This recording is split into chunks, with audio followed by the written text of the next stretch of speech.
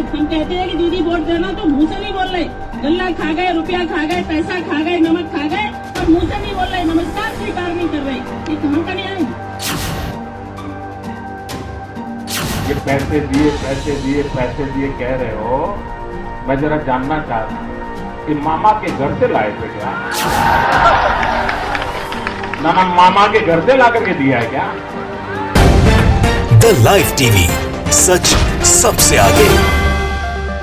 दोस्तों, मैं बात हफीज हूं। भारतीय जनता पार्टी उत्तर प्रदेश में इतनी बुरी तरह से हार रही है कि वो हर रोज एक न एक ऐसा वीडियो वायरल होने से परेशान हो जाती है जिससे प्रमाणित हो जाता है कि भारतीय जनता पार्टी के पैरों के नीचे जमीन सरक चुकी है। और आज क्या हुआ है जानते हैं? बीजेपी की एक विधायक महोदया जो पहले से विधायक हैं और अब प्रत्याशी बनाई गई हैं भाजपा से, वो पब्लिक के बीच में रो रही हैं, पब्लिक के बीच में रोना धोना कर रही हैं, कोसना पीटना कर रही हैं, जो भी आप समझ लें हमारी भाषा के अंदर।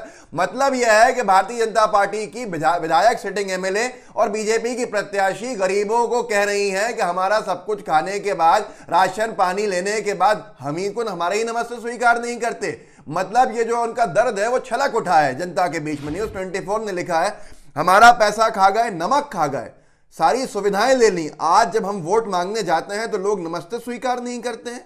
ये कहां का न्याय है? बीजेपी विधायक सरिता भदौरिया, जरा आप खुद देख लीजिए कि किस तरह से अपनी हार को जनता के सामने रख रही हैं। और यही हाल पूरे भाजपा के विधायकों का है कि भारतीय जनता पार्टी जो बड़े बड़े दावे करती है उसकी खोखले दावों की पोल ऐसे खुलती है, जो बीजेपी की विधायक महोदया खुद कह के बता रही हैं कि जनता उनका जो है, जो जिनको उन्होंने राशन पानी दिया, उनका नमस्ते भी स्वीकार नहीं कर रहा है। क्या कर दिया सुनिए आप। आज हम वोट मांगने जाते हैं, हम कहते हैं कि दीदी वोट देना, तो मुंह से नहीं बोल रहे।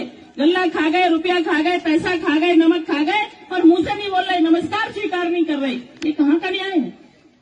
अगर आपको इतना ही खराब लगता था तो आप पहले कह देते कि हम तुम्हारा गल्ला नहीं खाएंगे।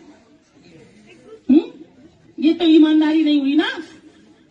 सब कुछ ले लिया, रुपया हमें मिले, गल्ला हमें मिले, सुविधाएं हमें मिले, आवास हमें मिले, लेकिन जब हम वोट देने जाएंगे तो हमें ना राष्ट्रवाद दिखेगा।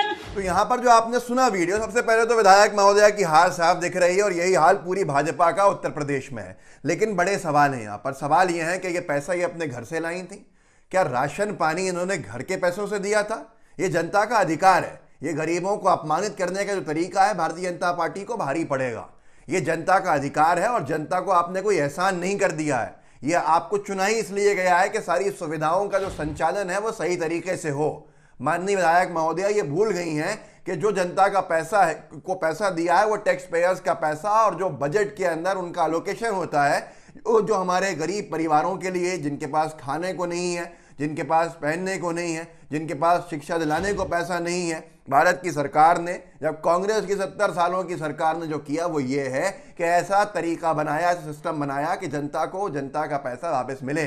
तो विधायक महोदया ने कोई एहसान नहीं कर दिया है, कोई भीख नहीं दे दी है, या जनता कोई भीख का कटोरा लेके नहीं घूम रही थी कि भैया हमें राशन दीजिए, हमको नमक दीजिए, हमको पैसा दीजिए। पैसा डायरेक्ट कैश ट्रांसफर से, सरकार की स्कीम्स हैं, स्कीम्स के माध्यम से जनता को पैसा मिलता है। लेकिन वो विधायक महोदया भाजपा की सरिता भदौरिया जी ये कह रही हैं कि हमारा पैसा खा गए, नमक खा गए, सारी सुविधाएं ले ली, और आज हम जब वोट मांगने जाते हैं तो लोग नमस्ते स्वीकार नहीं करते हैं। यह है सच्चाई के भाजपा के प्रत्याशियों का लोग नमस्ते स्वीकार नहीं कर रहा है। लेकिन यह गलत है कि इनका नहीं, सरकार का। और सरकार किसी पार्टी के विधायक की नहीं होती है या किसी नेता की नहीं होती है, सरकार प्रदेश की होती है, सरकार देश की होती है। और इसके ऊपर तो बड़ा अच्छा जवाब मोदी जी ने दिया था, और वो मोदी जी का जवाब आज बड़ा वाजिब है, बड़ा मौजूद है। मैं उस जवाब को लगाना चाहता हूं। उन्होंने दिल्ली के आम आदमी पार्टी की घोषणाओं के ऊपर किया था, लेकिन आज यहाँ पर जुबैर जो है ऑल्ट न्यूज़ वाले, उन्होंने बड़ा अच्छा लगाया है। उन्होंने जोड़ दिया इन विधायक महोदया के बयान को और मोदी जी के उस वक्त के भाषण को। अपने आप जवाब मिल जाएगा, जनता समझ जाएगी। मैं आपको दिखाना चाहता हूँ।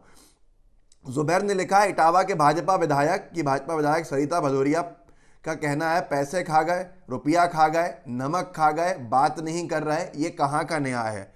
सब कुछ ले लिया, लेकिन हमें वोट नहीं देना चाहते हैं। अब यहाँ पे सवाल मोदी जी ने जो किए थे 2013 में, मैं पूछना चाहता हूँ, ये अपने मामा के घर से लाए हो क्या ये पैसा? तो इन्होंने जो लगाया ज़रूर सुन लीजिए ताकि आपको अंदाज़ा हो जाए कि भाजपा के अलग अलग रूप क्या हैं और उत्तर प्रदेश में भाजपा के ऊपर अब क्या गुजर रही है।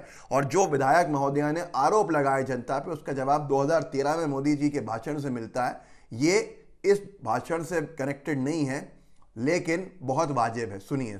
सब कुछ ले लिया, रुपया हमें मिले, गल्ला हमें मिले, सुविधाएं हमें मिले, आवास हमें मिले, लेकिन जब हम वोट देने जाएंगे तो हमें ना राष्ट्रवाद दिखेगा ना। ये पैसे दिए पैसे दिए पैसे दिए कह रहे हो, मैं जरा जानना चाहता हूं, ये मामा के घर से लाए थे क्या? ना मामा के घर से ला करके दिया है क्या? ये हिंदुस्तान की जनता का, छत्तीसगढ़ की जनता का आप अपमान कर रहे हो। आप मालिक नहीं हो। यह आपके दिमाग में जो अहंकार भरा पड़ा है। तो ये हालत है भारतीय जनता पार्टी की उत्तर प्रदेश में, जो बड़े बड़े दावे कर रहे थे कि भारतीय जनता पार्टी बहुत मजबूती के साथ सरकार में वापसी करेगी। वहां गन्ना मंत्री दोबारा चुनाव कराने के लिए लिख चुके थे 40 बूथ पे। चुनाव आयोग ने मांग उनकी मानी नहीं और कहा कि सही चुनाव हुए हैं, दोबारा मतदान नहीं होगा। तो आप सोच लीजिए कि एक तो वो भी हार चुके क्योंकि उन्होंने अपनी हार सामने दिखा दी, और ये सरिता भदौरिया की हार भी अब स्पष्ट तौर पे दिख रही है। कैसे दिख रही है कि जो जनता के सामने कह रही है कि जनता उनके नमस्कार स्वीकार नहीं कर रही है। और यही हाल है भारतीय जनता पार्टी के ज़्यादातर विधायकों का। जब मतदान हो जाएगा और जब मतगणना होगी तो अपने आप जनता समझ जाएगी मोदी मीडिया ने कितनी बड़ी हवा बनाई थी भारतीय जनता पार्टी की, लेकिन ज़मीन पर हकीकत क्या है। और ये भी सुन लीजिए, ये भी याद रखिएगा, ये जिस तरह का हश्र हो रहा है भाजपा के विधायकों का, प्रत्याशियों का, धीरे धीरे जैसे जैसे चरण बढ़ेंगे वैसे वैसे अगर इनकी हालत पतली होती जाएगी तो हिजाब का मामला बढ़ता चला जाएगा। हिजाब को तूल देते रहेंगे ताकि आखिरी के चरणों में ये कुछ ना कुछ तरीके को अपने लोग, अपने जो इनके बहुल क्षेत्र है, भाजपा बहुल क्षेत्र, वहाँ पे अपने कार्यकर्ताओं को हिजाब के नाम पर एक्टिव करके और कैसे ये वोट बढ़ाने का काम कर लें। ये आप देख लीजिएगा। अभी 2 चरण हुए हैं, तीसरा चरण होने वाला है 2 दिन के बाद, वो चरण हो जाएगा। उसके बाद चौथा चरण होगा। 7 चरणों में से फिर 3 चरण बचेंगे। अगर भाजपा की हालत ऐसे ही खराब होती रही तो आप देखिएगा हिजाब विवाद को कैसे तूल दिया जाएगा जगह जगह जगह, और ये कर्नाटक से होता हुआ उत्तर प्रदेश में पहुंच जाएगा। और यही चीज़ से आपको बचना चाहिए कि इनके प्रोपेगेंडा में कुछ दिन के लिए नहीं आए। यहां तक की हालत ये हो गई है कि ये अपनी राजनीति चमकाने के लिए देश की फजीहत करा रहे हैं अंतर्राष्ट्रीय स्तर पर। लॉस एंजलिस टाइम्स में जो छपा है वो बहुत बड़ा विषय है। वो इतना बड़ा विषय है कि अंतर्राष्ट्रीय अखबार ने पर्थ एमिन करके हैं, उन्होंने डाला है कि अंग्रेज़ी में ट्वीट किया है और ये लिखा है कि भारतीय हिंदू राष्ट्रवाद एक थ्रेड बन गया है मुसलमानों के लिए और भारत के सबसे बड़े लोकतंत्र के स्टेटस के लिए। उत्तर प्रदेश के इलेक्शन से पहले हमने लॉस एंजलिस टाइम्स के लिए जो स्टोरी की है वो आप पढ़िए। लॉस एंजलिस टाइम्स का स्क्रीनशॉट लगा देता हूं, इस पे लिखा है वही चीज़ जो उन्होंने कहा कि हिंदू राष्ट्रवाद मुसलमानों के लिए और भारत के लोकतंत्र, दुनिया के सबसे बड़े लोकतंत्र होने के तमगे के लिए खतरा बनता जा रहा है। ये अंतर्राष्ट्रीय स्तर पर थूथू हो रही है। और जो विधायकों का जो दर्द छलक रहा है वो क्यों नहीं छलके कि आज भी योगी आदित्यनाथ जी अपनी सरकार की उपलब्धियां नहीं गिना रहे हैं, या तो पुरानी सरकारों को कोस रहे हैं या फिर नए वादे कर रहे हैं। और ऐसा ही नया वादा उन्होंने बुंदेलखंड में जाके किया। कहाँ पर? न्यूज़ 24 ने डाला, हम बुंदेलखंड में इतना रोजगार पैदा करेंगे कि पूरे देश के लोग यहाँ आएंगे नौकरी करने के लिए। मुख्यमंत्री योगी आदित्यनाथ, इन्होंने कितना रोजगार पैदा कर दिया था या रोजगार छीन लिया उत्तर प्रदेश में पिछले 5 साल में, ये आपके सामने।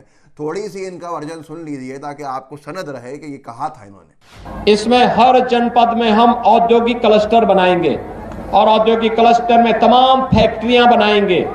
और मैं आपको कह सकता हूं कि आने वाले समय में बुंदेलखंड के किसी नौजवान को नौकरी और रोजगार के लिए बुंदेलखंड के बाहर नहीं जाना पड़ेगा, पूरे देश को बुंदेलखंड में आना पड़ेगा नौकरी करने के लिए। तो ये हालत है, जो 5 साल में कुछ नहीं कर पाए वो अब कह रहे हैं कि अगले 5 साल में करेंगे, और पुरानी सरकारों ने कुछ नहीं किया। हिसाब किताब देने का वक्त है।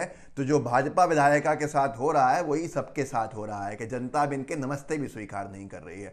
अब आपको कोई शक नहीं होना चाहिए कि उत्तर प्रदेश में भाजपा का क्या हाल होने वाला है। इस वीडियो को आगे बढ़ाइए, लोगों को जागरूक कीजिए। लोगों को जागरूक आप कर सकते हैं। साथ में व्हाट्सएप ग्रुप्स होंगे, वहाँ शेयर कीजिएगा, लाइव टीवी को सब्सक्राइब कीजिएगा और बेल आइकन दबाइएगा। जय हिंद, जय भारत।